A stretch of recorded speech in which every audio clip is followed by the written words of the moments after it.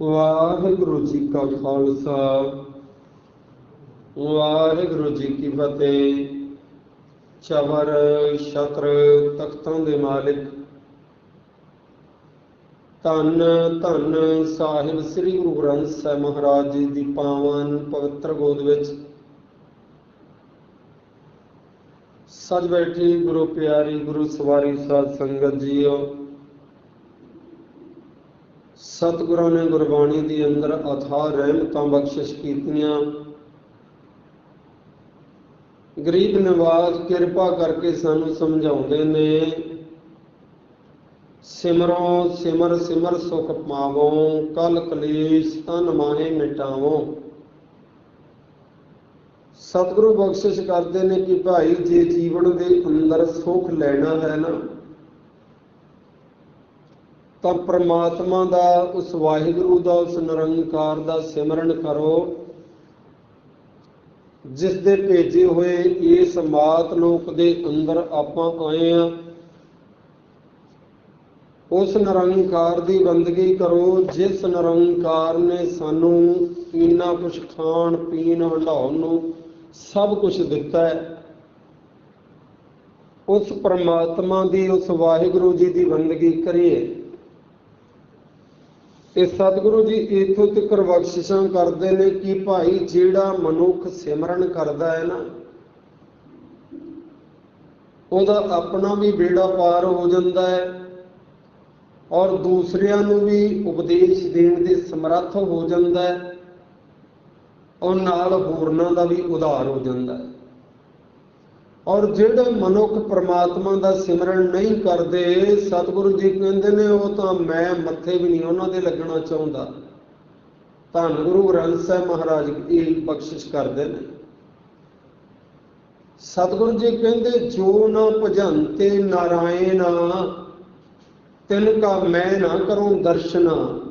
ਸਤਿਗੁਰੂ ਜੀ ਕਹਿੰਦੇ ਉਹ ਤਾਂ ਮੈਨੂੰ ਦਿਸਣੇ ਵੀ ਨਹੀਂ ਚਾਹੀਦੇ, ਮੈਂ ਨਹੀਂ ਉਹਨਾਂ ਨੂੰ ਵੇਖਣਾ ਚਾਹੁੰਦਾ। ਜਿਹੜੇ ਉਸ ਨਾਰਾਇਣ ਪ੍ਰਭੂ ਪ੍ਰਮਾਤਮਾ ਵਾਹਿਗੁਰੂ ਜੀ ਦਾ ਸਿਮਰਨ ਨਹੀਂ ਕਰਦੇ, ਭਜਨ ਬੰਦਗੀ ਨਹੀਂ ਕਰਦੇ, ਮੈਂ ਉਹਨਾਂ ਨੂੰ ਵੇਖਣਾ ਵੀ ਨਹੀਂ ਚਾਹੁੰਦਾ। ਤਿਨ ਕਾ ਮੈਂ ਨਾ ਕਰੂੰ ਦਰਸ਼ਨ। ਤੇ ਜਿਹੜੇ ਪ੍ਰਮਾਤਮਾ ਦਾ ਸਿਮਰਨ ਕਰਦੇ ਨੇ, ਨਾਮ ਜਪਦੇ ਨੇ, ਬੰਦਗੀ ਕਰਦੇ ਨੇ ਨਿਰੰਕਾਰ ਦੀ, ਤੇ ਸਤਿਗੁਰੂ ਜੀ ਕਹਿੰਦੇ ਜਿਨੀ ਨਾਮ ਧਿਆਇਆ ਗਏ ਮਸਕਤ ਘਾਲ, ਨਾਨਕ ਤੇ ਮੁਖ ਉਜਲੇ ਕਹਿਤੀ ਛੁੱਟੀ ਨਾਲ।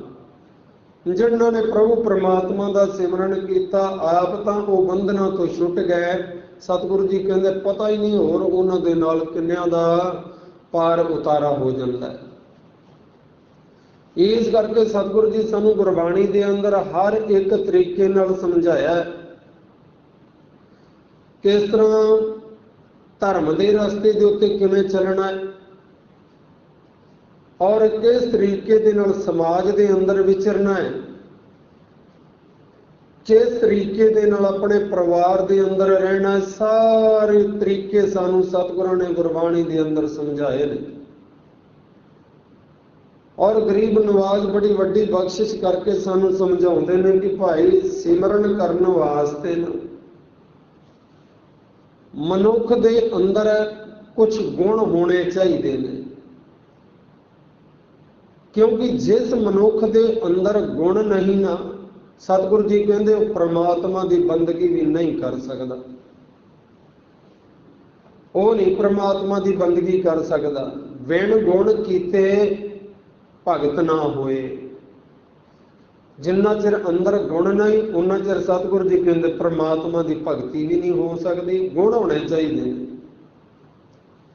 ਜਿਸ ਭਾਂਡੇ ਦੇ ਅੰਦਰ ਕੋਈ ਚੰਗੀ ਵਸਤੂ ਪੈਣੀ ਹੁੰਦੀ ਹੈ, ਉਹ ਭਾਂਡਾ ਉਨਾ ਹੀ ਜ਼ਿਆਦਾ ਸਾਫ਼ ਕੀਤਾ ਜਾਂਦਾ ਹੈ। ਹੁਣ ਜਿਸ ਭਾਂਡੇ ਦੇ ਵਿੱਚ ਆਪਾਂ ਕੂੜਾ ਕਰਕਟ ਸਭ ਸੱਟਦੇ ਹਾਂ, ਪਾ ਕੇ ਸੱਟਦੇ ਹਾਂ, ਉਹਨੂੰ ਕਿੰਨਾ ਕੁ ਸਾਫ਼ ਕਰਦੇ ਹਾਂ ਕਿ ਬਹੁਤਾ ਤਾਂ ਸਾਫ਼ ਨਹੀਂ ਕਰਦੇ। ਔਰ ਜਿਸ ਬਰਤਨ ਦੇ ਅੰਦਰ ਅਸੀਂ ਚੰਗੀਆਂ ਵਸਤੂ ਪਾਉਣੀਆਂ ਹੁੰਦੀਆਂ ਨੇ, ਖਾਣ ਪੀਣ ਵਾਲੀਆਂ, ਜਾਂ ਇਉਂ ਸਮਝ ਲਈਏ ਜਿਸ ਭਾਂਡੇ ਦੇ ਅੰਦਰ ਦੁੱਧ ਪਾਉਣਾ ਹੋਵੇ, ਆਪਾਂ ਉਹਨੂੰ ਕਿੰਨੀ ਵਾਰ ਸਾਫ਼ ਕਰਦੇ ਹਾਂ। ਉਹਦੇ 'ਚ ਗੁਣ ਹੋਣੇ ਚਾਹੀਦੇ ਨੇ ਵੀ ਕਿਹੜੇ ਤਰੀਕੇ ਦੇ ਨਾਲ ਵੀ ਸਾਡਾ ਇਹ ਪਾਈ ਹੋਈ ਵਸਤੂ ਇਸ ਭਾਂਡੇ ਦੇ ਵਿੱਚ ਖਰਾਬ ਨਾ ਹੋਵੇ। ਇਸ ਕਰਕੇ ਸਤਿਗੁਰਾਂ ਨੇ ਉਦਾਹਰਨ ਵੀ ਗੁਰਬਾਣੀ ਦੇ ਅੰਦਰ ਦਿੱਤੀ ਹੈ। ਭਾਂਡਾ ਧੋਏ ਬੈਸ ਧੂਪ ਦੇਵੋ, ਤੋ ਦੁੱਧੈ ਕੋ ਜਾਵੋ। ਸਤਿਗੁਰ ਜੀ ਕਹਿੰਦੇ ਨੇ ਜੇ ਦੁੱਧ ਪਾਉਣਾ ਹੋਵੇ ਨਾ ਤੇ ਭਾਂਡਾ ਚੰਗੀ ਤਰ੍ਹਾਂ ਸਾਫ਼ ਕੀਤਾ ਜਾਂਦਾ ਹੈ। ਔਰ ਇਸੇ ਤਰ੍ਹਾਂ ਵਸਤੂ ਦੇ ਵਿੱਚ ਫਰਕ ਹੁੰਦਾ ਹੈ। ਕਹਿੰਦੇ ਨੇ ਇਉਂ ਵੀ ਸਮਝਿਆ ਜਾਂਦਾ ਕਿ ਜਿਹੜਾ ਆਮ ਗਾਂ ਮੱਝ ਦਾ ਦੁੱਧ ਆਪਾਂ ਨੂੰ ਪਤਾ ਹੈ, ਆਪਾਂ ਆਮ ਬਰਤਨ ਦੇ ਵਿੱਚ ਹੀ ਪਾ ਲੈਂਦੇ ਹਾਂ। ਤੇ ਕਹਿੰਦੇ ਨੇ ਜੇ ਕਿਤੇ ਸ਼ੇਰਨੀ ਦਾ ਦੁੱਧ ਜਿਹੜਾ ਨਾ ਉਹ ਕਿਸੇ ਬਰਤਨ 'ਚ ਪਾਉਣਾ ਹੋਵੇ, ਆਮ ਬਰਤਨ 'ਚ ਪਾਇਆ ਜਾਵੇ, ਉਹਨੂੰ ਛੇਕ ਹੋ ਜਾਂਦੇ ਨੇ। ਉਹ ਨਹੀਂ, ਬਰਤਨ ਜਿਹੜਾ ਉਹਦੇ ਅਨੁਕੂਲ ਨਹੀਂ ਹੁੰਦਾ।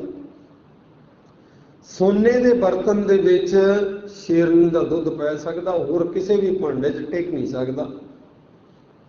ਭਾਵ ਕਿ ਜਿਹੋ ਜਿਹਾ ਕੋਈ ਵਸਤੂ ਆਪਾਂ ਪਾਉਣੀ ਹੈ ਨਾ, ਉਹ ਜਿਹਾ ਭਾਂਡਾ ਜਿਹੜਾ ਉਹ ਤਿਆਰ ਹੋਣਾ ਅਤੀ ਜ਼ਰੂਰੀ ਹੁੰਦਾ ਹੈ। ਤੇ ਸਤਿਗੁਰ ਜੀ ਕਹਿੰਦੇ ਜਿਸ ਭਾਂਡੇ ਦੇ ਅੰਦਰ ਨਾਮ ਨੇ ਟਿਕਣਾ ਹੈ, ਜਿਸ ਹਿਰਦੇ ਦੇ ਅੰਦਰ, ਉਸ ਸਰੀਰ ਦੇ ਅੰਦਰ, ਉਸ ਭਾਂਡੇ ਦੇ ਅੰਦਰ, ਉਸ ਮਨ ਦੇ ਅੰਦਰ, ਹਿਰਦੇ ਦੇ ਅੰਦਰ ਗੁਣ ਹੋਣੇ ਜਿਹੜੇ ਨੇ ਉਹ ਅਤੀ ਜ਼ਰੂਰੀ ਨੇ। ਉਹ ਗੁਣ ਕਿਹੜੇ ਨੇ? ਸਤਿਗੁਰਾਂ ਨੇ ਗੁਰਬਾਣੀ ਦੇ ਅੰਦਰ ਸਾਨੂੰ ਦੱਸਿਆ ਕਿ ਭਾਈ ਆਹ ਗੁਣ ਹੋਣ ਤੇ ਪ੍ਰਮਾਤਮਾ ਨੂੰ ਜਿਹੜਾ ਪ੍ਰਾਪਤ ਕੀਤਾ ਜਾ ਸਕਦਾ। ਪ੍ਰਮਾਤਮਾ ਹਿਰਦੇ ਦੇ ਅੰਦਰ ਅਤ ਸੁੱਚਾ ਹੈ ਨਾ, ਪ੍ਰਮਾਤਮਾ ਉਸ ਭਾਂਡੇ ਦੇ ਅੰਦਰ, ਹਿਰਦੇ ਦੇ ਅੰਦਰ ਟਿਕੇਗਾ ਜਿਸ ਭਾਂਡੇ ਦੇ ਅੰਦਰ ਗੁਣ ਹੋਣਗੇ, ਜਿਸ ਹਿਰਦੇ ਦੇ ਅੰਦਰ। ਤੇ ਸਤਿਗੁਰੂ ਜੀ ਜਿਵੇਂ ਗੁਰਬਾਣੀ ਦੇ ਅੰਦਰ ਪਹਿਲਾਂ ਸਵਾਲ ਕਰਦੇ ਨੇ, ਉਸ ਤੋਂ ਉਪਰੰਤ ਉਹਨਾਂ ਦਾ ਜਵਾਬ ਜਿਹੜਾ ਉਹ ਵੀ ਨਾਲ ਦਿੰਦੇ ਨੇ। ਅਸਲ ਵਿੱਚ ਇਹ ਜਿਹੜਾ ਸਵਾਲ ਹੁੰਦਾ ਸੀ ਨਾ, ਇਹ ਸਿੱਖ ਸੰਗਤਾਂ ਦਾ ਹੁੰਦਾ ਸੀ, ਔਰ ਜਿਹੜਾ ਜਵਾਬ ਹੁੰਦਾ ਸੀ ਉਹ ਗੁਰੂ ਸਾਹਿਬਾਨਾਂ ਦਾ ਹੁੰਦਾ ਸੀ ਜਾਂ ਭਗਤ ਸਾਹਿਬਾਨਾਂ ਦਾ ਹੁੰਦਾ ਸੀ।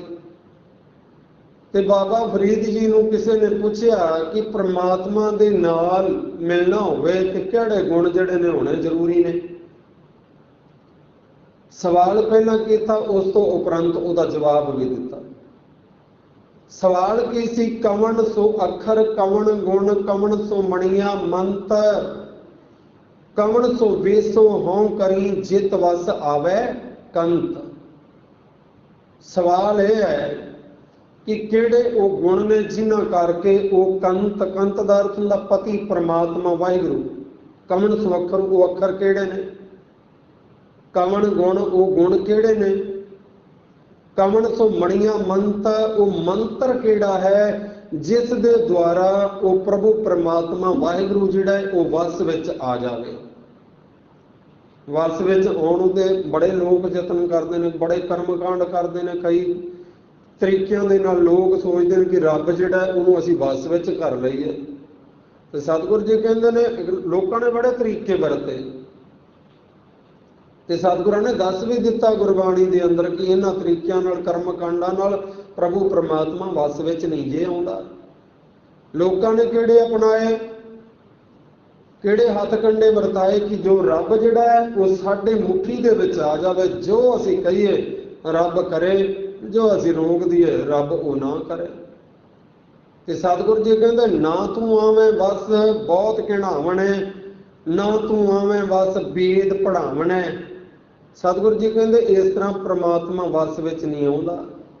ਬਹੁਤ ਘਿਣਾਉਣਾ, ਐਵੇਂ ਤਰਲੇ ਮਾਰੀ ਜਾਣੇ, ਰੌਲੇ ਪਾਈ ਜਾਣੇ, ਇਸ ਤਰ੍ਹਾਂ ਰੱਬ ਵਸ ਵਿੱਚ ਨਹੀਂ ਆਉਂਦਾ। ਨਾ ਤੂੰ ਆਵੇਂ ਬਸ ਵੇਦ ਪੜ੍ਹਾਵਣੇ, ਧਾਰਮਿਕ ਗ੍ਰੰਥਾਂ ਦਾ ਇਕੱਲਾ ਪਾਠ ਕਰਾਈ ਜਾਣਾ, ਉਹਦੇ ਤੇ ਅਮਲ ਨਾ ਕਰਨਾ, ਇਵੇਂ ਵੀ ਪ੍ਰਮਾਤਮਾ ਵਸ ਵਿੱਚ ਨਹੀਂ ਆਉਂਦਾ। ਨਾ ਤੂੰ ਆਵੇਂ ਵਸ ਕਿਤੇ ਸਿਆਣਪੈ, ਨਾ ਤੂੰ ਆਵੇਂ ਵਸ ਬਹੁਤਾ ਦਾਨ ਦੇ।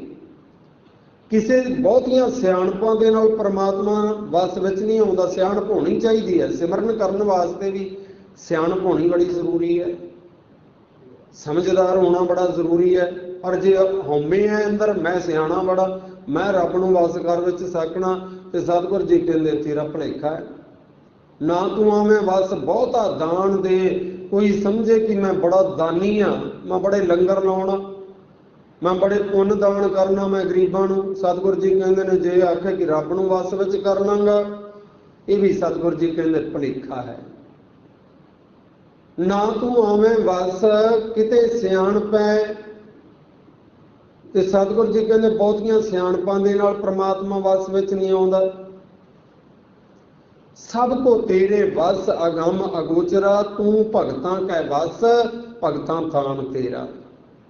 ਜਿਹੜੇ तेरे भगत ने ना, तू उन्हां दे वस विच हुंदा है। भाव के प्रभु परमात्मा जिहड़ा है मेरे वाहिगुरू, तू तां प्रेम दा भुखा है।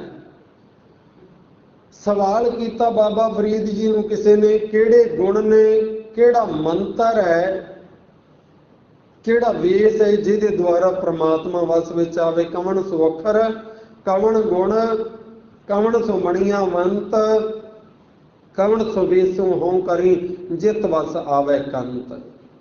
मेरा प्रभु परमात्मा मेरे वस विच आ जावे, वो किहड़ा मंत्र है, किहड़े गुण ने, किहड़ा तरीका है।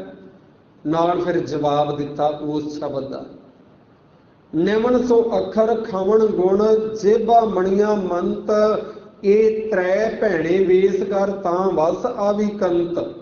सतगुरु जी कहते प्रभु परमात्मा इन्हां तिन्नां गुणां दे नाल वस विच आ जांदा। किहड़े गुण ने? निमन सो अखर, निमरता होनी चाहिए है। निमरता होनी अति जरूरी है। ते सतगुरु जी कहते ने ये गुण होने चाहिए, निमन सो अखर खवण गुण। जे किसी तो गलती हो जाए उन्होंने खिमा कर देनी, ये बड़े बड़े गुण ने। आम तौर पर की हुंदा, जे सानू कोई एक लफ्ज़ माड़ा बोल जाए, असीं कहने भी हुण सारी उम्र तेरा खड़ा नहीं असीं छड्डना, जो मर्जी हो जाए। साडे च माफ़ करन दी समर्था है ही नहीं। किसी ने गलती कर ली, साडे विरुद्ध कोई गल कर दी, असीं कहने हुण तूं कित्ते बच के जावेंगा। गुण है नहीं साडे कोल, ना निवण दा, न्याउण दा भी गुण, निमरता दा भी गुण है नहीं। ते परमात्मा दी बंदगी वास्ते ये गुण होने जिहड़े बड़े जरूरी ने। निमन सो अखर खवण गुण, जेबा बड़ियां मंत। जीभ दे द्वारा मिठे बचन जिहड़े ने वो बोलने पैणगे। किनूं बोलने पैणगे? रब नूं। कल्ले रब नूं नहीं, रब दी बनाई हुई कायनात नूं, सारियां दे विच परमात्मा वसदा है। ते सतगुरु जी कहंदे भाई जे तू परमात्मा नूं रंचक मात्र भी प्रेम करदा है ना, ते सारियां दे विच वो वसदा पिया ही। ते किसे नूं भी माड़ा ना बोल, फिक्के बोल ना बोल। ये ना बोलेगा तो सारियां च परमात्मा वसदा, ते परमात्मा तेरे उत्ते खुश हो जाएगा। निमन सो अखर खवण गुण, जेबा मणिया मंत। ये त्रै तो भाव हुंदा ये तिन्ने जिहड़े गुण ने ये अपने अंदर धारण कर लै। ये त्रै भैणे वेस कर, तां वसिया भी कंत। तां प्रभु परमात्मा तेरे वस विच हो जाएगा। हुण कई बार इउं समझिया जांदा जे आप तो कोई मनुख अमीर होवे ना, उहदे अगे सारे लोग झुकदे ने। लोग अक्सर झुकदे ने अमीर दे अगे, वो निमरता नहीं है। वो तो ਉਹਦੇ ਤੋਂ लोग डरदे झुकदे ने कि ਅਸੀਂ ਇਹਦੇ ਅੱਗੇ ਝੁਕੇ ना, साडा कल ਨੂੰ कोई नुकसान ना कर देवे। ये अमीर है, ये लीडर है, ये कोई नामवर मनुख है, साडा नुकसान ना कर देवे। वो निमरता नहीं है। निमरता की हुंदी है? कोई अत दा भी गरीब है, अत दा भी गरीब है कोई मनुख, ते साडे नालों उम्र दे विच वड्डा है, ਉਹਦਾ सत्कार करना, ਉਹਦੇ ਅੱਗੇ नहीं आउणा। ये है निमरता। इउं निमरता हुंदी है, वड्डियां दा सत्कार करना, भावें गरीब भी है ਉਹਦਾ भी सत्कार करना, और भावें कोई आप तो छोटा है ਉਹਦੇ ਨਾਲ भी प्रेम करना, क्योंकि रब दा निक्कियां च भी वसदा ते वड्डियां च भी वसदा। ना अमीर होण दा हंकार होना चाहिए, ना उम्र दे वड्डे होण दा हंकार होना चाहिए। जे छोटे सत्कार करते हैं, वड्डियां नूं भी प्रेम करना चाहिए। ते बाबा फरीद जी कहते हैं जे इसे तरह तू परमात्मा नाल प्रेम करना चाहुंदा है, उस परमात्मा दे बनाए हुए मनुखां नाल भी सत्कार कर, उन्हां दे भी सत्कार कर। ते सतगुरु जी इउं करके सानूं समझाउंदे ने कि भाई जे तौ प्रिया दी छिक ਪ੍ਰਭ ਪ੍ਰਿਆ ਤੋਂ ਭਾਵ ਹੁੰਦਾ ਪਿਆਰ ਪ੍ਰਮਾਤਮਾ ਵਾਹਿਗੁਰੂ ਜੀ ਦੀ ਤੇਰੇ ਮਨ ਦੇ ਅੰਦਰ ਥੋੜੀ ਵੀ ਖਿੱਚ ਹੈਗੀ ਹੈ ਨਾ ਕਿ ਮੈਂ ਪ੍ਰਮਾਤਮਾ ਨਾਲ ਮਿਲਾਪ ਕਰਨਾ ਚਾਹੁੰਦਾ। ਤੇ ਸਤਿਗੁਰੂ ਜੀ ਕਹਿੰਦੇ ਹਿਆਉ ਨਾ ਠਾਹੇ ਕਹੀ ਦਾ, ਕਿਸੇ ਦਾ ਦਿਲ ਨਾ ਢਾ, ਕਿਸੇ ਦਾ ਦਿਲ ਨਾ ਦੁਖਾ, ਕਿਉਂਕਿ ਸਾਰਿਆਂ ਦੇ ਦਿਲਾਂ ਵਿੱਚ ਪ੍ਰਮਾਤਮਾ ਵਸਦਾ, ਸਾਰਿਆਂ ਅੰਦਰ ਪ੍ਰਮਾਤਮਾ ਵਸ ਰਿਹਾ ਹੈ। ਇਹੀ ਬਖਸ਼ਿਸ਼ਾਂ ਅੱਜ ਦੇ ਇਸ ਪਾਵਨ ਪਵਿੱਤਰ ਸ਼ਲੋਕ ਦੇ ਅੰਦਰ ਧੰਨ ਗੁਰੂ ਨਾਨਕ ਦੇਵ ਮਹਾਰਾਜ ਸੱਚੇ ਪਾਤਸ਼ਾਹ ਕਰ ਰਹੇ ਨੇ। ਆਓ ਰੋਜ਼ਾਨਾ ਦੀ ਤਰ੍ਹਾਂ ਵਿਚਾਰਨ ਦਾ ਆਪਾਂ ਯਤਨ ਕਰੀਏ ਜੀ। ਸਤਿਗੁਰੂ ਜੀ ਕਿਰਪਾ ਕਰਨ ਇਹ ਬਹੁ ਮੁੱਲਾ ਗੁਣ ਜਿਹੜਾ ਨਿਮਰਤਾ ਦਾ ਸਾਡੇ ਅੰਦਰ ਵੀ ਆ ਜਾਵੇ। ਐਵੇਂ ਧਨ ਦੌਲਤ ਦੇ ਜਾਂ ਸਰੀਰ ਦੇ ਹੰਕਾਰ ਦੇ ਵਿੱਚ ਇਹ ਦੁਨੀਆ ਦੇ ਵਿੱਚ ਫੂਣਾ ਕਰਦੇ ਫਿਰੀਏ, ਇਹ ਕੁਛ ਵੀ ਸਾਡਾ ਇਸ ਸੰਸਾਰ ਦੇ ਅੰਦਰ ਹੈ ਨਹੀਂ। 4 ਦਿਨ ਹੰਡਾਉਣ ਵਾਸਤੇ ਮਿਲਿਆ, ਸਿਰਫ 4 ਦਿਨਾਂ ਦਾ ਸਾਥੀ ਹੈ, ਕੋਈ ਲੰਮੀ ਚੌੜੀ ਖੇਡ ਹੈ ਨਹੀਂ। ਇਸ ਕਰਕੇ ਜੋ ਧੰਨ ਗੁਰੂ ਨਾਨਕ ਦੇਵ ਮਹਾਰਾਜ ਸੱਚੇ ਪਾਤਸ਼ਾਹ ਕਿਰਪਾ ਪੈ ਕਰਦੇ ਨੇ, ਸ਼ਬਦ ਦੀ ਵਿਚਾਰ ਨਾਲ ਜੁੜਨ ਤੋਂ ਪਹਿਲਾਂ ਰੋਜ਼ਾਨਾ ਦੀ ਤਰ੍ਹਾਂ ਕਰੀਏ ਰਸਨਾ ਪਵਿੱਤਰ ਤੇ ਆਖੋ ਜੀ ਸਤਨਾਮ ਸ੍ਰੀ ਵਾਹਿਗੁਰੂ ਸਾਹਿਬ ਜੀ। ਸਤਨਾਮ ਸ੍ਰੀ ਵਾਹਿਗੁਰੂ ਸਾਹਿਬ ਜੀ। ਸਲੋਕ ਮਹਲਾ ਪਹਿਲਾ। ਨਾਨਕ ਫਿੱਕਾ ਬੋਲਿਆ ਤਨ ਮਨ ਫਿੱਕਾ ਹੋਏ, ਫਿੱਕੋ ਫਿੱਕਾ ਸੱਦੀਐ ਫਿੱਕਾ ਫਿੱਕੀ ਸੋਏ। ਫਿੱਕਾ ਦਰਗਹਿ ਸੱਟੀਐ ਮੂੰਹ ਥੁੱਕਾਂ ਫਿੱਕੇ ਪਾਏ। ਫਿੱਕਾ ਮੂਰਖ ਆਖੀਐ ਪਾਣਾ ਲੈ ਸਜਾਏ। ਧੰਨ ਗੁਰੂ ਨਾਨਕ ਦੇਵ ਮਹਾਰਾਜ ਸੱਚੇ ਪਾਤਸ਼ਾਹ ਇਸ ਸ਼ਲੋਕ ਦੇ ਅੰਦਰ ਸਾਨੂੰ ਨਿਮਰਤਾ ਧਾਰਨ ਕਰਨ ਦਾ ਉਪਦੇਸ਼ ਦੇ ਰਹੇ ਨੇ ਔਰ ਨਾਲ ਦੱਸ ਰਹੇ ਨੇ ਕਿ ਭਾਈ ਜਿਹੜੇ ਮਨੁੱਖ ਕ੍ਰੋਧੀ ਹੁੰਦੇ ਨੇ, ਕ੍ਰੋਧ ਦੇ ਨਾਲ ਭਰੇ ਹੁੰਦੇ ਨੇ, ਹੰਕਾਰ ਦੇ ਨਾਲ ਭਰੇ ਹੁੰਦੇ ਨੇ, ਜਿਨ੍ਹਾਂ ਅੰਦਰ ਹੰਕਾਰ ਪੈਦਾ ਹੁੰਦਾ ਹੈ ਕ੍ਰੋਧ ਵੀ ਉਹਨਾਂ ਦੇ ਅੰਦਰ ਪੈਦਾ ਹੁੰਦਾ ਹੈ। ਤੇ ਸਤਿਗੁਰੂ ਜੀ ਕਹਿੰਦੇ ਨੇ ਭਾਈ ਜਿਹੜੇ ਮਨੁੱਖ ਕ੍ਰੋਧੀ ਨੇ ਹਰ ਵੇਲੇ ਫਿੱਕਾ ਬੋਲਦੇ ਨੇ। ਫਿੱਕਾ ਬੋਲਣ ਤੋਂ ਭਾਵ ਹੁੰਦਾ ਹੈ ਅੰਦਰੋਂ ਰੁੱਖਾ ਸੁਭਾਅ, ਹਰੇਕ ਨੂੰ ਮਾੜਾ ਬੋਲਣਾ। ਤੇ ਸਤਿਗੁਰੂ ਜੀ ਕਹਿੰਦੇ ਨੇ ਨਾਨਕ ਫਿੱਕਾ ਬੋਲਿਆ ਜਿਹੜਾ ਮਨੁੱਖ ਮੂੰਹ ਦੇ ਵਿੱਚੋਂ ਫਿੱਕਾ ਬੋਲਦਾ ਨਾ, ਤੇ ਸਤਿਗੁਰੂ ਜੀ ਕਹਿੰਦੇ ਉਹਦਾ ਜਿੱਥੇ ਜ਼ੁਬਾਨ ਜਿਹੜੀ ਹੈ ਉਹ ਮਾੜੀ ਹੁੰਦੀ ਹੈ ਉੱਥੇ ਤਨ ਤੇ ਵੀ ਅਸਰ ਪੈਂਦਾ ਹੈ ਫਿੱਕਾ ਬੋਲਣ ਦਾ, ਸਰੀਰ ਦੇ ਉੱਤੇ ਵੀ ਅਸਰ ਪੈਂਦਾ ਹੈ ਔਰ ਮਨ ਦੇ ਉੱਤੇ ਵੀ ਅਸਰ ਪੈਂਦਾ ਹੈ। ਨਾਨਕ ਫਿੱਕਾ ਬੋਲਿਆ ਤਨ ਮਨ ਫਿੱਕਾ ਹੋਏ। ਤਨ ਔਰ ਮਨ ਵੀ ਜਿਹੜੇ ਨੇ ਉਹ ਦੋਵੇਂ ਫਿੱਕੇ ਹੋ ਜਾਂਦੇ ਨੇ। ਤੇ ਇਸ ਕਰਕੇ ਗਰੀਬ ਨਵਾਜ਼ ਸਾਨੂੰ ਸਮਝਾਉਂਦੇ ਨੇ ਕਿ ਭਾਈ ਫਿੱਕੋ ਫਿੱਕਾ ਸੱਦੀ ਹੈ ਫਿੱਕੇ ਫਿੱਕੀ ਸੋਏ। ਫਿੱਕੋ ਫਿੱਕਾ ਸੱਦੀ ਹੈ ਜਿਹੜਾ ਮਨੁੱਖ ਫਿੱਕਾ ਬੋਲਦਾ ਹੈ, ਮਾੜਾ ਬੋਲਦਾ ਹੈ, ਕ੍ਰੋਧ ਦੇ ਵਿੱਚ ਬੋਲਦਾ ਹੈ, ਦੂਜਿਆਂ ਨੂੰ ਮਾੜਾ ਕਹੀ ਜਾਣਾ, ਆਪ ਚੰਗੇ ਬਣੀ ਜਾਣਾ, ਇਉਂ ਮਨੁੱਖ ਕਹਿੰਦਾ ਹੈ ਫਿੱਕਾ ਬੋਲਦਾ ਹੈ। ਤੇ ਸਤਿਗੁਰੂ ਜੀ ਕਹਿੰਦੇ ਨੇ ਅਸਲ ਵਿੱਚ ਹੁੰਦਾ ਕੀ ਹੈ, ਫਿੱਕਾ ਉਹ ਆਪ ਹੀ ਹੁੰਦਾ ਹੈ। ਫਿੱਕੋ ਫਿੱਕਾ ਸੱਦੀ ਹੈ, ਦੁਨੀਆ ਦੇ ਅੰਦਰ ਉਹਨੂੰ ਫਿੱਕਾ ਸੱਦਿਆ ਜਾਂਦਾ, ਕਿਹਾ ਜਾਂਦਾ ਹੈ ਕਿ ਆ ਫਲਾਣਾ ਬੰਦਾ ਭਾਈ ਉਹ ਤਾਂ ਫਿੱਕਾ ਹੀ ਬੜਾ ਬੋਲਦਾ ਹੈ। ਲੋਕ ਉਹਦੇ ਕੋਲ ਖਲੋਣ ਨੂੰ ਬਹਿਣ ਨੂੰ ਤਿਆਰ ਨਹੀਂ ਹੁੰਦੇ ਕਿ ਇਹ ਮਨੁੱਖ ਹਮੇਸ਼ਾ ਫਿੱਕਾ ਬੋਲਦਾ ਹੈ, ਇਹਦੇ ਕੋਲੋਂ ਕਿਨਾਰਾ ਕੀਤਾ ਹੀ ਚੰਗਾ ਹੈ। ਤੇ ਜਿਹੜਾ ਮਿੱਠਾ ਬੋਲਦਾ ਹੋਵੇ, ਅੰਦਰੋਂ ਵੀ ਚੰਗੇ ਸੁਭਾਅ ਦਾ ਹੋਵੇ, ਤੇ ਲੋਕ ਚਾਹੁੰਦੇ ਨੇ ਕਿ ਇਹਦਾ ਸੰਗ ਹੋ ਜਾਵੇ ਥੋੜਾ ਬਾਲਾ। ਆਪਾਂ ਵੀ ਅਰਦਾਸ ਕਰਦੇ ਹੀ ਹਾਂ ਸਹੀ ਗੁਰਮੁਖ ਪਿਆਰਿਆਂ ਦਾ ਮੇਲ ਬਖਸ਼ਣਾ, ਜਿਨ੍ਹਾਂ ਦੇ ਮਿਲਿਆ ਤੇਰਾ ਨਾਮ ਚੇਤੇ ਆਵੇ। ਤੇ ਨਾਮ ਚੇਤੇ ਤਾਂ ਉਹਨਾਂ ਨੂੰ ਮਿਲਿਆ ਹੀ ਆਏਗਾ ਜਿਨ੍ਹਾਂ ਦੇ ਅੰਦਰ ਨਿਮਰਤਾ ਦਾ ਗੁਣ ਹੈ, ਜੋ ਆਪਾਂ ਪਹਿਲਾਂ ਵਿਚਾਰ ਕੀਤੀ ਹੈ। ਤੇ ਸਤਿਗੁਰੂ ਜੀ ਕਹਿੰਦੇ ਫਿੱਕਾ ਬੋਲਣ ਵਾਲਾ ਮਨੁੱਖ ਜਿਹੜਾ ਅੰਦਰੋਂ ਪ੍ਰੇਮ ਤੋਂ ਸਖਣਾ ਹੈ, ਫਿੱਕਾ ਫਿੱਕੀ ਸੋਏ, ਦੁਨੀਆ ਦੇ ਅੰਦਰੋਂ ਦੀ ਸੋਏ। ਸੋਏ ਤੋਂ ਭਾਵ ਹੁੰਦਾ ਉਹਦੀ ਜਿਹੜੀ ਗੱਲਬਾਤ ਹੁੰਦੀ ਹੈ ਦੁਨੀਆ ਦੇ ਲੋਕ ਕਰਦੇ ਨੇ, ਉਹ ਵੀ ਫਿੱਕੀ ਕਰਦੇ ਨੇ ਕਿ ਆ ਫਲਾਣੇ ਬੰਦੇ ਦੀ ਗੱਲ ਹੈ ਜਿਹੜਾ ਮਾੜਾ ਬੜਾ ਬੋਲਦਾ ਹੈ, ਜਿਹੜਾ ਫਿੱਕਾ ਬੜਾ ਬੋਲਦਾ ਹੈ।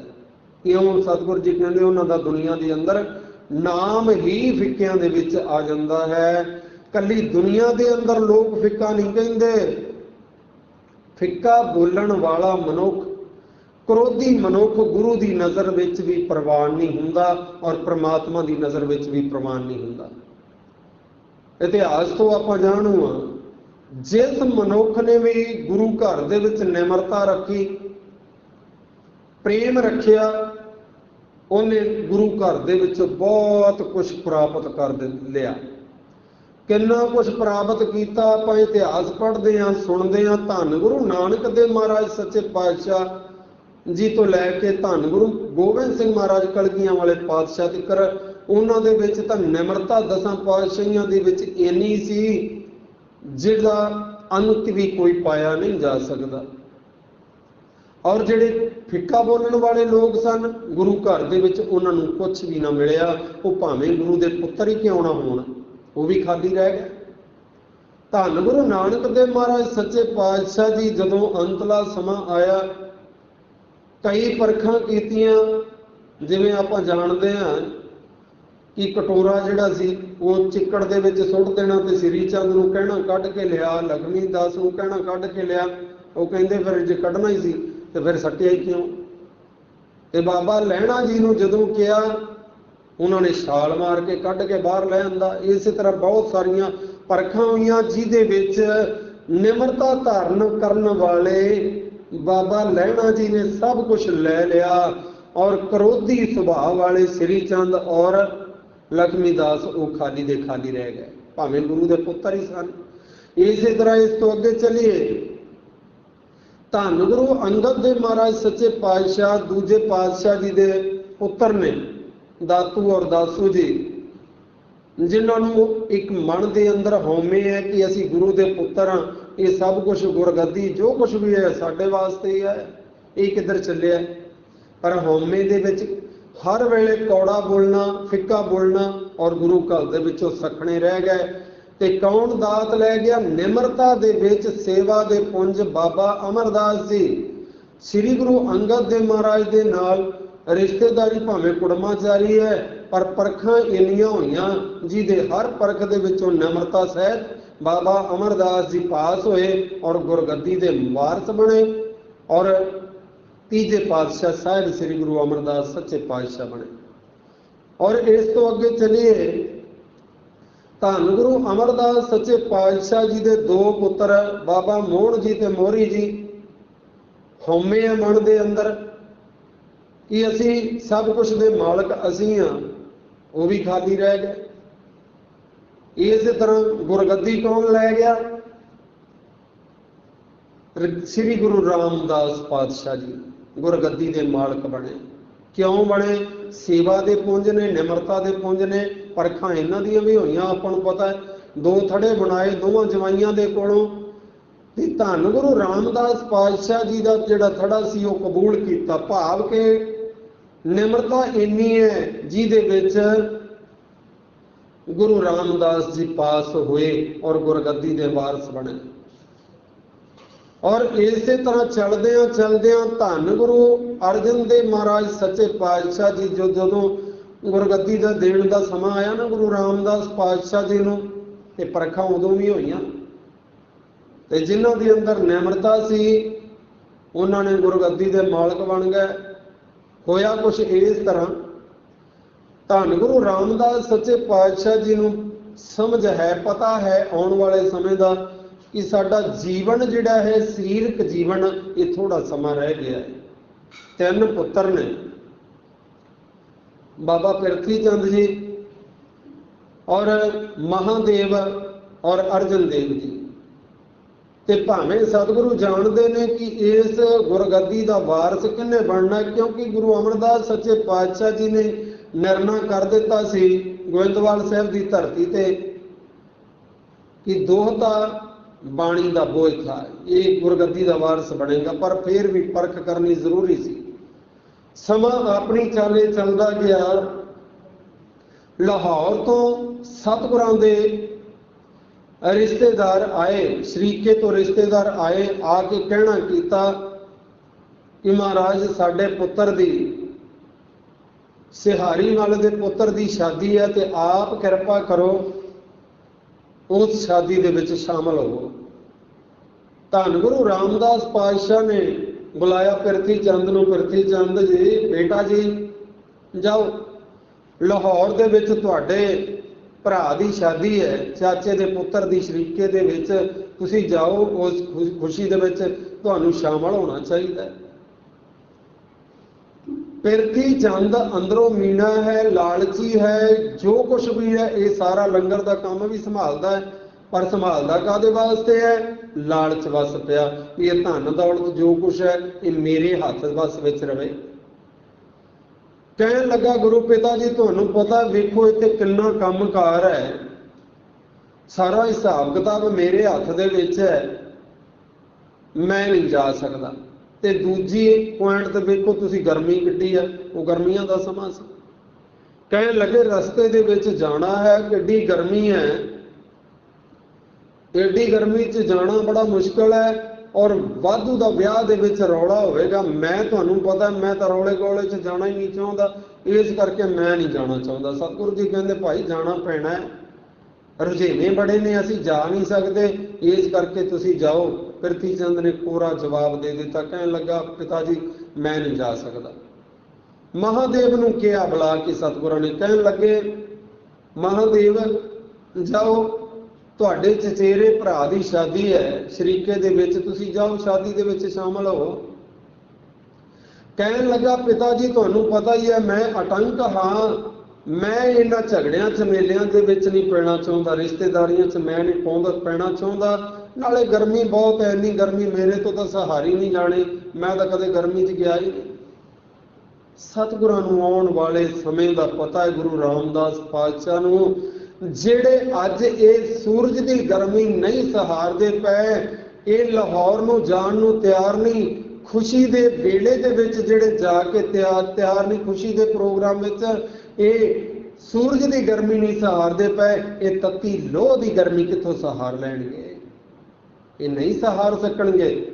इस करके फिर अर्जन देव नूं बुलाया, जिहड़ा दोवां तो छोटा है, छोटे पुत्र नूं गुरु रामदास पातशाह जी ने बुलाया और कहन लगे पुत्र जी अर्जन देव तुहाडे शरीके दे विच लाहौर दे विच शादी है, और जाओ शादी दे विच शामिल हो, क्योंकि भैणां भरावां दे खुशियां दे वेले जुड़ियां खुशियां दूणियां हो जांदियां ने।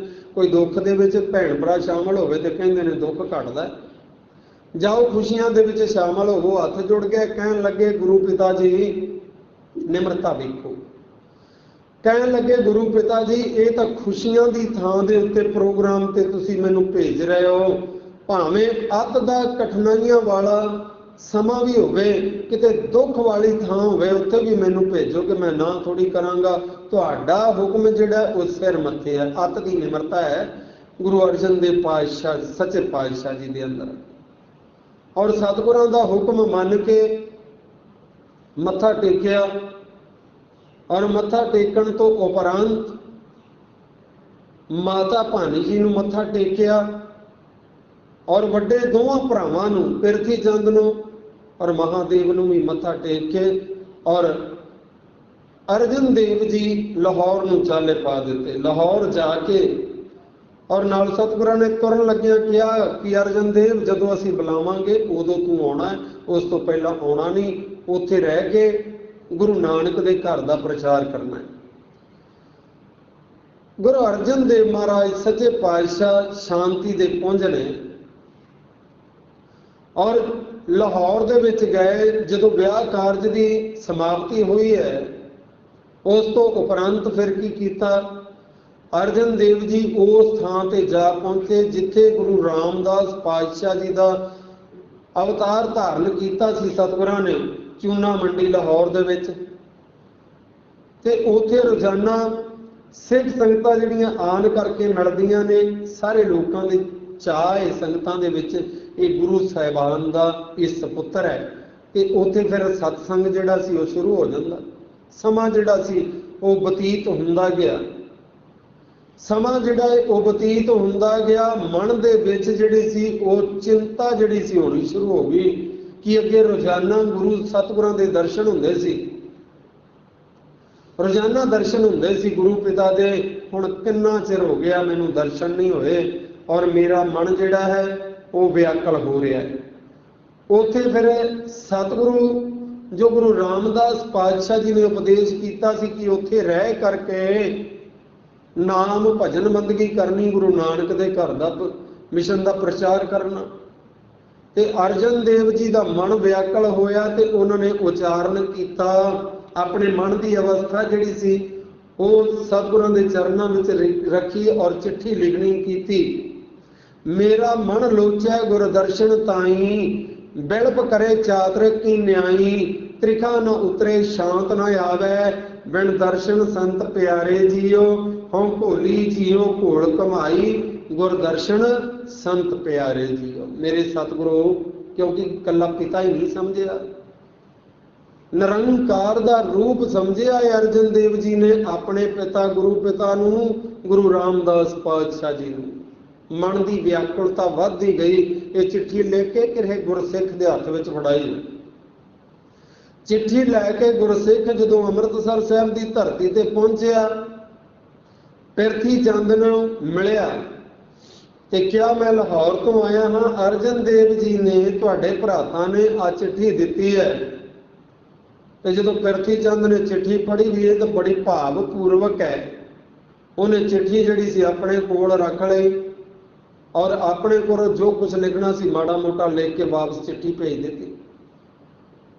ਔਰ ਜਦੋਂ ਚਿੱਠੀ ਦਾ ਜਵਾਬ ਸਹੀ ਨਾ ਮਿਲਿਆ ਤੇ ਅਰਜਨ ਦੇਵ ਜੀ ਨੇ ਫਿਰ ਦੂਸਰੀ ਚਿੱਠੀ ਲਿਖਣੀ ਕੀਤੀ ਔਰ ਦੂਸਰੀ ਚਿੱਠੀ ਦੇ ਵਿੱਚ ਲਿਖਿਆ ਸੀ, ਤੇਰਾ ਮੁਖ ਸੁਹਾਵਾ ਜੀਓ, ਸਹਿਜ ਧੁਨ ਬਾਣੀ, ਚਿਰ ਹੋਆ ਦੇਖੇ ਸਾਰੰਗ ਪਾਣੀ, ਧਨ ਸੋ ਦੇਸ ਜਹਾਂ ਤੂੰ ਵਸਿਆ, ਮੇਰੇ ਸੱਜਣ ਮੀਤ ਮੁਰਾਰੇ ਜੀਓ, ਹਉ ਭੋਲੀ ਜੀਓ ਘੋਲ ਕਮਾਈ, ਗੁਰ ਸੱਚੇ ਗੁਰ ਸੱਜਣ ਮੀਤ ਮੁਰਾਰੇ ਜੀਓ।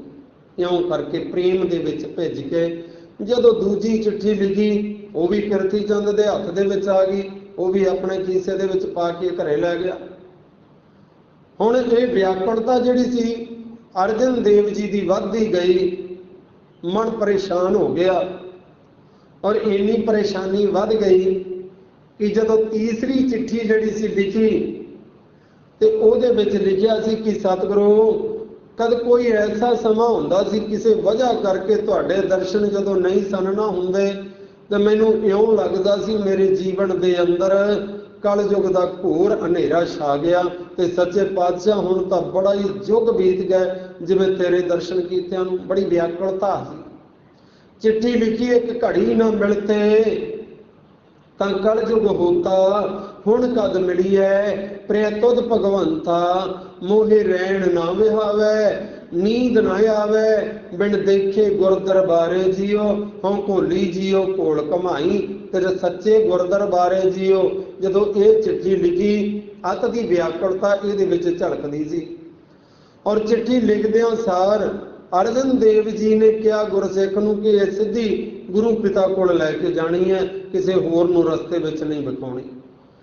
ਗੁਰਸਿੱਖ ਚਿੱਠੀ ਲੈ ਕੇ ਧੰਨ ਗੁਰੂ ਰਾਮਦਾਸ ਪਾਤਸ਼ਾਹ ਜੀ ਦੇ ਚਰਨਾਂ ਵਿੱਚ ਪਹੁੰਚਿਆ, ਨਮਸਕਾਰ ਕੀਤੀ, ਚਿੱਠੀ ਫੜਾਈ, ਪੜ੍ਹ ਕੇ ਗੁਰੂ ਰਾਮਦਾਸ ਸੱਚੇ ਪਾਤਸ਼ਾਹ ਜੀ ਵੀ ਵਿਆਕਲ ਹੋ ਗਏ ਕਿ ਇਹ ਮੇਰੇ ਪੁੱਤਰ ਦੇ ਅੰਦਰ ਇੰਨਾ ਮੈਨੂੰ ਮਿਲਣ ਦਾ ਦਰਦ ਹੈ, ਇੰਨੀ ਵਿਆਕੁਲਤਾ ਹੈ।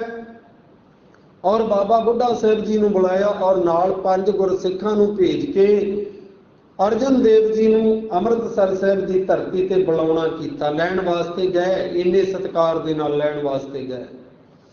ਇਧਰ ਪਿਰਥੀ ਚੰਦ ਦੇ ਮਨ ਦੇ ਵਿੱਚ ਕੋਝੀਆਂ ਚਾਲਾਂ ਸੀ, ਈਰਖਾ ਸੀ, ਹਰ ਵੇਲੇ ਫਿੱਕਾ ਬੋਲਣਾ, ਫਿੱਕਾ ਸੋਚਣਾ। ਮਨ ਵਿੱਚ ਚਾਲ ਸੀ ਕਿ ਹੁਣ ਸ਼ਾਇਦ ਪਿਤਾ ਜੀ ਦਾ ਸਮਾਂ ਨੇੜੇ ਹੈ, ਦੁਨੀਆ ਦੇ ਵਿੱਚੋਂ ਚਲੇ ਜਾਣਾ ਤੇ ਅਰਜਨ ਦੇਵ ਉੱਥੇ ਹੀ ਰਵੇ ਤੇ ਚੰਗਾ ਹੈ, ਤਾਂ ਮੈਨੂੰ ਗੁਰਗੱਦੀ ਜਿਹੜੀ ਮਿਲ ਜਾਵੇਗੀ। ਪਰ ਉਹਨੂੰ ਭੁਲੇਖਾ ਮਨ ਦੇ ਵਿੱਚ, ਇਹ ਗੁਰਗੱਦੀ ਕਿਸੇ ਰਿਸ਼ਤੇਦਾਰੀ ਦਾ ਮੁਹਤਾਜ ਨਹੀਂ ਹੈ। ਇਹ ਸੇਵਾ ਕਰਨ ਵਾਲੇ ਜਿਹੜੇ ਨੇ ਉਹ ਲੋਕ ਇਹ ਗੱਦੀ ਦੇ ਵਾਰਸ ਬਣਦੇ ਨੇ, ਕੋਈ ਰਿਸ਼ਤੇਦਾਰੀ ਦੀ ਅਹਿਮੀਅਤ ਨਹੀਂ ਹੈ। ਇਸ ਕਰਕੇ ਬਾਬਾ ਬੁੱਢਾ ਸਾਹਿਬ ਜੀ 5 ਗੁਰਸਿੱਖਾਂ ਨਾਲ ਗਏ, ਅਰਜਨ ਦੇਵ ਜੀ ਨੂੰ ਲੈ ਕੇ ਆਏ ਅੰਮ੍ਰਿਤਸਰ ਸਾਹਿਬ ਦੀ ਧਰਤੀ ਤੇ। ਸਤਿਗੁਰਾਂ ਦੇ ਚਰਨਾਂ ਦੇ ਵਿੱਚ ਆਨ ਕਰਕੇ ਜਦੋਂ ਮੱਥਾ ਟੇਕਿਆ ਨਾ, ਪ੍ਰੇਮ ਵਿੱਚ ਭਿੱਜ ਕੇ ਅੱਖਾਂ ਦੇ ਵਿੱਚੋਂ ਅਥਰੂ ਕੇਰ ਦਿੱਤੇ ਕਿ ਗਰੀਬ ਨਿਵਾਜ, ਮੈਂ ਬੜਾ ਵਿਆਕੁਲ ਸਾਂ ਤੇ ਸਤਿਗੁਰਾਂ ਨੇ ਕਲੇਜੇ ਦੇ ਨਾਲ ਲਾਇਆ ਔਰ ਜਿਹੜੀ ਤੀਸਰੀ ਚਿੱਠੀ ਸੀ ਉਹਦੇ ਉੱਤੇ ਤੀਜਾ ਜਿਹੜਾ ਲਿਖਿਆ ਹੋਇਆ ਸੀ ਭਾਗ। ਤੇ ਸਤਿਗੁਰੂ ਜੀ ਕਹਿੰਦੇ ਪਹਿਲੀਆਂ ਦੋ ਚਿੱਠੀਆਂ ਕਿੱਥੇ ਨੇ? ਤੇ ਅਰਜਨ ਦੇਵ ਜੀ ਕਹਿੰਦੇ ਸਤਿਗੁਰੂ ਗੁਰੂ ਪਿਤਾ ਜੀ ਮੈਂ ਭੇਜੀਆਂ ਸਨ। ਗੁਰਸਿੱਖ ਵੀ ਕੋਲ ਸੀ, ਕਹਿਣ ਲੱਗਾ ਮਹਾਰਾਜ ਤੁਹਾਡੇ ਵੱਡੇ ਸਾਹਿਬਜ਼ਾਦੇ ਪ੍ਰਿਥੀ ਚੰਦ ਨੂੰ ਮੈਂ ਫੜਾਈਆਂ ਸਨ। ਪ੍ਰਿਥੀ ਚੰਦ ਨੂੰ ਸਤਿਗੁਰਾਂ ਨੇ ਕਿਹਾ ਕਿ ਪ੍ਰਿਥੀ ਚੰਦ ਲਿਆ ਉਹ ਚਿੱਠੀਆਂ ਪਹਿਲੀਆਂ ਦੋ ਅਰਜਨ ਦੇਵ ਦੀਆਂ ਕਿੱਥੇ ਨੇ? ਕਹਿਣ ਲੱਗਾ ਮੈਂ ਇਹ ਚਿੱਠੀਆਂ ਨੂੰ ਕੀ ਕਰਨਾ ਸੀ? ਕ੍ਰੋਧ ਦੇ ਵਿੱਚ ਬੋਲਿਆ, ਫਿੱਕਾ ਬੋਲਿਆ। ਕਹਿਣ ਲੱਗਾ ਪਿਤਾ ਜੀ ਮੈਂ ਇਹ ਚਿੱਠੀਆਂ ਨੂੰ ਕੀ ਕਰਨਾ ਸੀ? ਇਹ ਕਿਹੜੀ ਹੁੰਡੀ ਸੀ ਜਿਹਦੇ ਵਿੱਚੋਂ ਮੈਂ ਪੈਸੇ ਕਢਾ ਲੈਣੇ ਸੀ? ਇਹ ਕਿਹੜਾ ਮੇਰੇ ਕਿਸੇ ਕੰਮ ਦੀਆਂ ਸੀ? ਪਰ ਸਤਿਗੁਰਾਂ ਨੇ ਜਾਣੀ ਜਾਣ ਨੇ ਕਹਿਣ ਲੱਗੇ ਜਾਓ ਇਹਦੇ ਘਰ ਦੇ ਵਿੱਚ ਇਹਦੇ ਫਲਾਣੀ ਥਾਂ ਤੇ ਦੋ ਚਿੱਠੀਆਂ ਪਈਆਂ ਨੇ, ਲੈ ਕੇ ਆਓ। ਲਿਆਂਦੀਆਂ ਗਈਆਂ। ਹੁਣ ਬੜਾ ਸ਼ਰਮਿੰਦਾ ਹੋਇਆ ਤੇ ਸਤਿਗੁਰੂ ਗੁਰੂ ਰਾਮਦਾਸ ਪਾਤਸ਼ਾਹ ਜੀ ਕਹਿਣ ਲੱਗੇ ਅਰਜਨ ਦੇਵ ਇਸ ਸ਼ਬਦ ਨੂੰ ਪੂਰਾ ਕਰੋ, ਜਿਹੜਾ ਤੁਸੀਂ 3 ਪਦੇ ਲਿਖੇ ਨੇ ਇਹਦਾ ਚੌਥਾ ਵੀ ਪਦਾ ਲਿਖੋ। ਤੇ ਧੰਨ ਗੁਰੂ ਅਰਜਨ ਦੇਵ ਮਹਾਰਾਜ ਸੱਚੇ ਪਾਤਸ਼ਾਹ ਜੀ ਨੇ ਫਿਰ ਉਚਾਰਨ ਕੀਤਾ ਭਾਗ ਹੁਆ ਗੁਰ ਸੰਤ ਮਿਲਾਇਆ, ਪ੍ਰਭ ਅਬਨਾਸੀ ਘਰ ਮੈਂ ਪਾਇਆ, ਸੇਵ ਕਰੀ ਪਲ ਚਸਾਨਾ ਵਿਛੜਾ, ਜਨ ਨਾਨਕ ਦਾਸ ਤੁਮਾਰੇ ਜੀਓ, ਹਉ ਭੋਲੀ ਜੀਓ ਘੋਲ ਕਮਾਈ, ਜਨ ਨਾਨਕ ਦਾਸ ਤੁਮਾਰੇ ਜੀਓ। ਜਿਉਂ ਇਉਂ ਚੌਥਾ ਪਦਾ ਵੀ ਉਚਾਰਨ ਕੀਤਾ। ਰਹਿਮਤਾਂ ਹੋਈਆਂ, ਬਖਸ਼ਿਸ਼ਾਂ ਹੋਈਆਂ, ਕਲੇਜੇ ਦੇ ਨਾਲ ਘੁੱਟ ਕੇ ਗੁਰੂ ਰਾਮਦਾਸ ਪਾਤਸ਼ਾਹ ਜੀ ਨੇ ਅਰਜਨ ਦੇਵ ਜੀ ਨੂੰ ਲਾ ਲਿਆ ਔਰ ਬਾਬਾ ਬੁੱਢਾ ਜੀ ਨੂੰ ਇਹ ਹੁਕਮ ਕੀਤਾ ਕਿ ਇਸ ਤੋਂ ਅੱਗੇ ਜਿਹੜਾ ਨਾ ਕਿ ਸਾਡਾ ਸਮਾਂ ਜਿਹੜਾ ਸਰੀਰਕ ਚੋਲਾ ਤਿਆਗਣਾ ਹੈ, ਨਜ਼ਦੀਕ ਆ ਰਿਹਾ ਹੈ। ਹੁਣ ਤੁਸੀਂ ਗੁਰਗੱਦੀ ਦੇ ਵਾਰਸ ਜਿਹੜਾ ਹੈ ਅਰਜਨ ਦੇਵ ਹੀ ਹੋ ਸਕਦਾ ਹੈ, ਜਿਨ੍ਹਾਂ ਦੇ ਅੰਦਰ ਇੰਨੀ ਨਿਮਰਤਾ ਭਰੀ ਹੋਈ ਹੈ। ਇਹ ਗੁਰੂ ਦੀ ਨਜ਼ਰ ਦੇ ਵਿੱਚ ਪ੍ਰਵਾਨ ਹੋਇਆ ਹੈ। ਇਹਨੂੰ ਗੁਰਗੱਦੀ ਦੇ ਉੱਤੇ ਬਿਠਾਇਆ ਜਾਵੇ। ਗੁਰਗੱਦੀ ਦੇ ਉੱਤੇ ਬਿਠਾਉਣਾ ਕੀਤਾ ਅਰਜਨ ਦੇਵ ਜੀ ਨੂੰ। ਜੋ ਸਮੇਂ ਦੇ ਰੀਤੀ ਰਿਵਾਜ ਸੀ ਉਹਦੇ ਅਨੁਸਾਰ ਤਿਲਕ ਲਗਾਇਆ ਗਿਆ ਔਰ ਉਸੇ ਤਰ੍ਹਾਂ 5 ਪੈਸੇ ਰੱਖ ਕੇ ਗੁਰੂ ਰਾਮਦਾਸ ਪਾਤਸ਼ਾਹ ਜੀ ਨੇ ਪਹਿਲੋਂ ਇੱਥੇ ਹੁਣ ਪੁੱਤਰ ਨਹੀਂ, ਜਿਸ ਤਰ੍ਹਾਂ ਧੰਨ ਗੁਰੂ ਨਾਨਕ ਦੇਵ ਮਹਾਰਾਜ ਸੱਚੇ ਪਾਤਸ਼ਾਹ ਜੀ ਨੇ ਗੁਰਿਆਈ ਦੀ ਮਰਿਆਦਾ ਜੋ ਸੀ ਉਸ ਸਮੇਂ ਦੀ ਉਸ ਦੇ ਮੁਤਾਬਕ ਬਾਬਾ ਲਹਿਣਾ ਜੀ ਦੇ ਅੱਗੇ ਮੱਥਾ ਟੇਕਿਆ ਸੀ, ਕਿਉਂਕਿ ਜੋਤ ਜਿਹੜੀ ਸੀ ਉਹ ਟਿਕ ਗਈ ਸੀ। ਇਸੇ ਤਰ੍ਹਾਂ ਅੱਜ ਜੋਤ ਟਿਕੀ, ਸਾਹਿਬ ਸ੍ਰੀ ਗੁਰੂ ਰਾਮਦਾਸ ਪਾਤਸ਼ਾਹ ਜੀ ਨੇ ਜੋਤ ਟਿਕਾ ਦਿੱਤੀ ਗੁਰੂ ਅਰਜਨ ਦੇ ਵਿੱਚ। ਤੇ ਸਤਿਗੁਰੂ ਜੀ ਜਿੱਥੇ ਬਖਸ਼ਿਸ਼ਾਂ ਕਰਦੇ ਨੇ ਉੱਥੇ ਭੱਟ ਸਾਹਿਬਾਨਾਂ ਨੇ ਵੀ ਬੜੇ ਕਮਾਲ ਦੇ ਵਚਨ ਗੁਰਬਾਣੀ ਦੇ ਅੰਦਰ ਉਚਾਰਨ ਕੀਤੇ। ਅੰਤ ਨ ਪਾਵਤ ਦੇਵ ਸਭੈ ਮੁੜ ਇੰਦਰ ਮਹਾ ਸ਼ਿਵ ਜੋਗ ਕਰੀ, ਹਰ ਵੇਦ ਬਿਰੰਚ ਵਿਚਾਰ ਰਹਿਓ, ਹਰ ਜਾਪ ਨਾ ਛਾੜਿਓ ਏਕ ਘਰੀ, ਮਥੁਰਾ ਜਨ ਕੋ ਪ੍ਰਭ ਦੀਨ ਦਿਆਲ ਹੈ, ਸੰਗਤ ਸ੍ਰਿਸ਼ਟ ਨਿਹਾਲ ਕਰੀ, ਰਾਮਦਾਸ ਗੁਰੂ ਜਗ ਤਾਰਨ ਕੋ, ਗੁਰ ਜੋਤ ਅਰਜਨ ਮਾਹੇ ਧਰੀ। ਜੋਤ ਟਿਕਾ ਦਿੱਤੀ। ਫਿਰ ਉਸ ਜੋਤ ਦੇ ਵਿੱਚ 5ਵੇਂ ਜਾਮੇ ਦੇ ਵਿੱਚ ਸਾਹਿਬ ਸ੍ਰੀ ਗੁਰੂ ਅਰਜਨ ਦੇਵ ਮਹਾਰਾਜ ਦੇ ਰੂਪ ਦੇ ਵਿੱਚ ਅਤ ਦੀ ਨਿਮਰਤਾ ਧਾਰਨ ਕੀਤੀ। ਤੇ ਸੱਚ ਇਹ ਵੀ ਹੈ ਜੋ ਧੰਨ ਗੁਰੂ ਨਾਨਕ ਦੇਵ ਮਹਾਰਾਜ ਕਹਿ ਰਹੇ ਨੇ, ਜਿਹੜੇ ਮਨੁੱਖ ਫਿੱਕਾ ਬੋਲਦੇ ਨੇ, ਜੋ ਭਾਂਡੇ ਵਿੱਚ ਵਸਤ ਪਵੇ ਸਾ ਨਿਕਲੇ, ਕਿਆ ਕੋਈ ਕਰੇ ਵਿਚਾਰਾ। ਜਿਹੋ ਜੀ ਅੰਦਰ ਸੋਚ ਹੁੰਦੀ ਹੈ ਉਹੋ ਜੀ ਮੂੰਹ ਦੇ ਵਿੱਚੋਂ ਨਿਕਲਦਾ ਹੈ, ਉਹੋ ਜਿਹਾ ਹੀ ਮੂੰਹ ਦੇ ਵਿੱਚੋਂ ਨਿਕਲਦਾ ਹੈ, ਆਪਾਂ ਨੂੰ ਪਤਾ ਹੈ। ਕਿਉਂਕਿ ਸਤਿਗੁਰੂ ਜੀ ਕਹਿੰਦੇ ਨੇ ਜਿਹੜੇ ਮਨੁੱਖ ਹਮੇਸ਼ਾ ਫਿੱਕਾ ਬੋਲਦੇ ਰਹਿੰਦੇ ਨੇ ਨਾ, ਮਾੜਾ ਬੋਲਦੇ ਨੇ, ਉਹ ਨਾ ਤਾਂ ਗੁਰੂ ਦੀ ਨਜ਼ਰ ਵਿੱਚ ਪ੍ਰਵਾਨ ਹੁੰਦੇ ਨੇ ਔਰ ਨਾ ਹੀ ਸੰਸਾਰ ਦੀ ਨਜ਼ਰ ਵਿੱਚ ਪ੍ਰਵਾਨ ਹੁੰਦੇ ਨੇ, ਨਾ ਹੀ ਨਿਰੰਕਾਰ ਦੀ ਨਜ਼ਰ ਵਿੱਚ ਪ੍ਰਵਾਨ ਹੁੰਦੇ ਨੇ। ਤੇ ਸਤਿਗੁਰੂ ਜੀ ਕਹਿੰਦੇ ਦੁਨੀਆ ਦੇ ਅੰਦਰ ਵੀ ਉਹਨਾਂ ਨੂੰ ਫਿਟਕਾਰਾਂ ਪੈਂਦੀਆਂ ਨੇ ਤੇ ਪ੍ਰਮਾਤਮਾ ਦੀ ਨਜ਼ਰ ਵਿੱਚ ਕੀ ਹੁੰਦਾ ਹੈ? ਫਿੱਕਾ ਦਰਗਹਿ ਸੱਟੀਏ ਮੂੰਹ ਥੁੱਕਾਂ ਫਿੱਕੇ ਪਾਏ, ਫਿੱਕਾ ਮੂਰਖ ਆਖੀਏ ਪਾਣਾ ਲੈ ਸਜਾਏ। ਸਤਿਗੁਰੂ ਜੀ ਕਹਿੰਦੇ ਜਦੋਂ ਪ੍ਰਮਾਤਮਾ ਦੀ ਦਰਗਾਹ ਵਿੱਚ ਜਾਂਦੇ ਨੇ ਨਾ ਫਿੱਕਾ ਬੋਲਣ ਵਾਲੇ ਮਨੁੱਖ, ਫਿੱਕਾ ਦਰਗਹਿ ਸੱਟੀਏ, ਪ੍ਰਮਾਤਮਾ ਦੀ ਦਰਗਾਹ ਵਿੱਚ ਮੂੰਹ ਥੁੱਕਾਂ ਫਿੱਕੇ ਪਾਏ। ਮੂੰਹ ਤੇ ਥੁੱਕਾਂ ਪੈਣ ਤੋਂ ਭਾਵ ਹੁੰਦਾ ਹੈ ਦੁਨੀਆ ਦੇ ਅੰਦਰ ਵੀ ਉਹਨਾਂ ਦੀ ਬੇਰੁਖੀ ਜਿਹੜੀ ਕਬੂਲ ਨਹੀਂ ਹੁੰਦੀ। ਭਾਵ ਕਿ ਲੋਕ ਮਾੜਾ ਕਹਿੰਦੇ ਨੇ ਫਿੱਕਾ ਬੋਲਣ ਵਾਲੇ ਨੂੰ, ਪ੍ਰਮਾਤਮਾ ਦੀ ਨਜ਼ਰ ਵਿੱਚ ਵੀ ਪ੍ਰਵਾਨ ਨਹੀਂ ਹੁੰਦਾ, ਪ੍ਰਮਾਤਮਾ ਦੀ ਦਰਗਾਹ ਵਿੱਚ ਵੀ ਉਹਨਾਂ ਦੀ ਬੇਇੱਜ਼ਤੀ ਹੁੰਦੀ ਹੈ। ਹੁਣ ਬੇਸ਼ੱਕ ਆਪਾਂ ਗੁਰੂ ਰਾਮਦਾਸ ਪਾਤਸ਼ਾਹ ਜੀ ਦਾ ਪੁੱਤਰ ਹੋਣ ਕਰਕੇ ਪ੍ਰਿਥੀ ਚੰਦ ਨੂੰ ਆਪਾਂ ਕਹਿ ਦਿੰਦੇ ਹਾਂ ਕਿ ਬਾਬਾ ਪ੍ਰਿਥੀ ਚੰਦ ਸਤਿਕਾਰ ਦੇਣਾ ਬਣਦਾ ਹੈ, ਪਰ ਅਸਲ ਵਿੱਚ ਉਹਨਾਂ ਦਾ ਸਤਿਕਾਰ ਜਿਹੜਾ ਉਹ ਗੁਰੂ ਨਜ਼ਰ ਵਿੱਚ ਨਹੀਂ ਹੈ। ਇਸ ਕਰਕੇ ਫਿੱਕਿਆਂ ਨੂੰ ਹਮੇਸ਼ਾ ਫਿੱਕੇ ਹੀ ਕਿਹਾ ਜਾਂਦਾ ਹੈ। ਔਰ ਪ੍ਰਮਾਤਮਾ ਦੀ ਦਰਗਾਹ ਵਿੱਚ ਵੀ ਸਤਿਗੁਰੂ ਜੀ ਕਹਿੰਦੇ ਉਹ ਬੇਇੱਜ਼ਤ ਲੋਕ ਹੁੰਦੇ ਨੇ ਜਿਹੜੇ ਹਮੇਸ਼ਾ ਫਿੱਕਾ ਬੋਲਦੇ ਰਹਿੰਦੇ ਨੇ। ਤੇ ਸਤਿਗੁਰੂ ਜੀ ਕਹਿੰਦੇ ਫਿੱਕਿਆਂ ਨੂੰ ਫਿਰ ਕਹਿਣਾ ਕੀ ਚਾਹੀਦਾ ਹੈ? ਫਿੱਕਾ ਮੂਰਖ ਆਖੀਆ। ਫਿੱਕਾ ਬੋਲਣ ਵਾਲਾ ਮੂਰਖ ਮਨੁੱਖ ਹੁੰਦਾ ਹੈ। ਇਸ ਕਰਕੇ ਜੇ ਅੱਜ ਦੇ ਸ਼ਬਦ ਨੂੰ ਆਪਾਂ ਮੰਨਦੇ ਹਾਂ ਨਾ, ਠੀਕ ਹੈ ਕਲਯੁਗ ਦਾ ਜ਼ੋਰ ਹੈ, ਕਿਤੇ ਨਾ ਕਿਤੇ ਫਿੱਕਾ ਬੋਲਣ ਤੇ ਬੰਦਾ ਮਜਬੂਰ ਕਰ ਦੇਵੇ ਤੇ ਬੋਲਣਾ ਵੀ ਪੈਂਦਾ ਹੈ, ਪਰ ਬਿਨਾਂ ਵਜ੍ਹਾ ਦੇ ਕਿਸੇ ਨੂੰ ਵੀ ਫਿੱਕਾ ਨਾ ਬੋਲੀਏ, ਕਿਉਂਕਿ ਸਾਰਿਆਂ ਦੇ ਵਿੱਚ ਪ੍ਰਮਾਤਮਾ ਆਪ ਵਸਦਾ ਪਿਆ ਹੈ। ਤੇ ਸਤਿਗੁਰੂ ਜੀ ਕਹਿੰਦੇ ਫਿੱਕਾ ਮੂਰਖ ਆਖੀਐ ਪਾਣਾ ਲਹਿ ਸਜਾਏ। ਪਾਣਾ ਦਾ ਅਰਥ ਕੀ ਹੁੰਦਾ ਹੈ? ਜੁੱਤੀਆਂ। ਜੁੱਤੀਆਂ ਵੱਜਣ ਦੀ ਸਜ਼ਾ ਉਹਨੂੰ ਮਿਲਦੀ ਹੈ ਜਿਹੜਾ ਮਨੁੱਖ ਬਿਨਾਂ ਵਜ੍ਹਾ ਦੇ ਹਰ ਵੇਲੇ ਹਰੇਕ ਮਨੁੱਖ ਨੂੰ ਫਿੱਕਾ ਬੋਲਦਾ ਰਹਿੰਦਾ ਹੈ। ਤੇ ਨਿਮਰਤਾ ਦਾ ਗੁਣ ਜਿਹੜੇ ਮਨੁੱਖ ਦੇ ਅੰਦਰ ਹੈ, ਸਤਿਗੁਰੂ ਜੀ ਕਹਿੰਦੇ ਨੇ ਮਿੱਠਤ ਨੀਵੀਂ ਨਾਨਕਾ ਗੁਣ ਚੰਗਿਆਈਆਂ ਤਤ। ਸਾਰੀ ਦੁਨੀਆ ਦੇ ਗੁਣਾਂ ਦਾ ਨਿਚੋੜ ਜਿਹੜਾ ਹੈ ਉਹ ਮਿੱਠਾ ਬੋਲਣਾ ਹੈ, ਨਿਚੋੜ ਹੈ। ਮਿੱਠਤ ਨੀਵੀਂ ਨਾਨਕਾ, ਨਿਮਰਤਾ ਗੁਣ ਚੰਗਿਆਈਆਂ ਤਤ, ਸਾਰੇ ਗੁਣਾਂ ਦਾ ਇਹ ਤੱਤ ਹੁੰਦਾ ਹੈ, ਨਿਚੋੜ ਹੁੰਦਾ ਹੈ। ਇਸ ਕਰਕੇ ਕੁਛ ਨਾ ਕੁਛ ਤਾਂ ਯਤਨ ਕਰੀਏ ਕਿ ਮਿੱਠਾ ਬੋਲੀਏ, ਬਿਨਾਂ ਵਜ੍ਹਾ ਦੇ ਤਾਂ ਹਰੇਕ ਨੂੰ ਮਾੜਾ ਨਾ ਬੋਲੀਏ। ਯਤਨ ਕਰੀਏ ਆਪ ਤੋਂ, ਜੇ ਭਾਵੇਂ ਉਮਰ ਦੇ ਵਿੱਚ ਕੋਈ ਨਿੱਕਾ ਹੈ ਉਹਨਾਂ ਨਾਲ ਵੀ ਪ੍ਰੇਮ ਕਰੀਏ, ਫਿੱਕਾ ਨਾ ਬੋਲੀਏ। ਆਪ ਤੋਂ ਵੱਡਾ ਸਤਿਕਾਰ ਕਰੀਏ। ਜੇ ਕੋਈ ਪੈਸੇ ਦੇ ਵਿੱਚ ਕੋਈ ਕਿਸੇ ਵਜ੍ਹਾ ਕਰਕੇ ਕਿਸਮਤ ਕਰਕੇ ਨੀਵਾਂ ਰਹਿ ਗਿਆ ਉਹਨੂੰ ਵੀ ਮਾੜਾ ਨਾ ਬੋਲੀਏ। ਯਤਨ ਕੀਤਾ ਜਾਵੇ ਹਰੇਕ ਨਾਲ। ਦੁਨੀਆ ਦੇ ਵਿੱਚ ਆਏ ਹਾਂ, ਪਰਮਾਤਮਾ ਦੀ ਬਣਾਈ ਕਾਇਨਾਤ ਦੇ ਨਾਲ ਪ੍ਰੇਮ ਕਰੀਏ ਤਾਂ ਜੋ ਸਾਡਾ ਅਸੀਂ ਵੀ ਦਰਗਾਹ ਦੇ ਵਿੱਚ ਜਾ ਕੇ ਫਿੱਕੇ ਨਾ ਹੋਈਏ। ਸਤਿਗੁਰੂ ਜੀ ਨੇ ਤਾਂ ਕਮਾਲ ਹੀ ਕਰ ਦਿੱਤੀ ਕਿ ਭਾਈ ਦਰਗਾਹ ਵਿੱਚ ਜਾ ਕੇ ਮੂੰਹ ਤੇ ਥੁੱਕਾਂ ਪੈਂਦੀਆਂ ਨੇ ਜਿਹੜੇ ਦੁਨੀਆ ਦੇ ਅੰਦਰ ਹਮੇਸ਼ਾ ਫਿੱਕਾ ਬੋਲਦੇ ਰਹਿੰਦੇ ਨੇ। ਇਸ ਕਰਕੇ ਪ੍ਰੇਮ ਦੇ ਵਿੱਚ ਰਹੀਏ, ਪਰਮਾਤਮਾ ਨਾਲ ਪ੍ਰੇਮ ਕਰਨਾ, ਸਾਰੀ ਉਹਦੀ ਬਣਾਈ ਹੋਈ ਕਾਇਨਾਤ ਦੇ ਨਾਲ ਪ੍ਰੇਮ ਕਰੀਏ। ਦੁਨੀਆ ਦੇ ਵਿੱਚ ਆਏ ਹਾਂ, ਚੰਗੇ ਕਰਮ ਕਰੀਏ, ਸਿਮਰਨ ਕਰੀਏ, ਭਜਨ ਬੰਦਗੀ ਕਰੀਏ, ਮਨੁੱਖਾ ਜਨਮ ਸਫਲਾ ਹੋ ਜਾਵੇਗਾ। ਇਉਂ ਬੇਨਤੀਆਂ ਕੀਤੀਆਂ। ਅੱਜ ਦੇ ਪਾਵਨ ਪਵਿੱਤਰ ਸ਼ਬਦ ਦੀ ਵਿਚਾਰ ਨਾਲ ਆਪਾਂ ਜੁੜਨਾ ਕੀਤਾ ਜੀ। ਅਨੇਕ ਪ੍ਰਕਾਰ ਦੀਆਂ ਭੁੱਲਾਂ ਹੋਈਆਂ ਹੋਣਗੀਆਂ, ਸਤਿਗੁਰੂ ਬਖਸ਼ ਲੈਣਗੇ, ਸਮਤ ਬਖਸ਼ਣ। ਇਸੇ ਤਰ੍ਹਾਂ ਗੁਰਬਾਣੀ ਦੀਆਂ ਵਿਚਾਰਾਂ ਨਾਲ ਆਪਾਂ ਜੁੜੇ ਰਹੀਏ, ਆਪਣਾ ਜੀਵਨ ਸ਼ੁੱਧ ਬਣਾ ਲਈਏ। ਫਤਿਹ ਬੁਲਾਓ ਜੀ। ਵਾਹਿਗੁਰੂ ਜੀ ਕਾ ਖਾਲਸਾ, ਵਾਹਿਗੁਰੂ ਜੀ ਕੀ ਫਤਿਹ।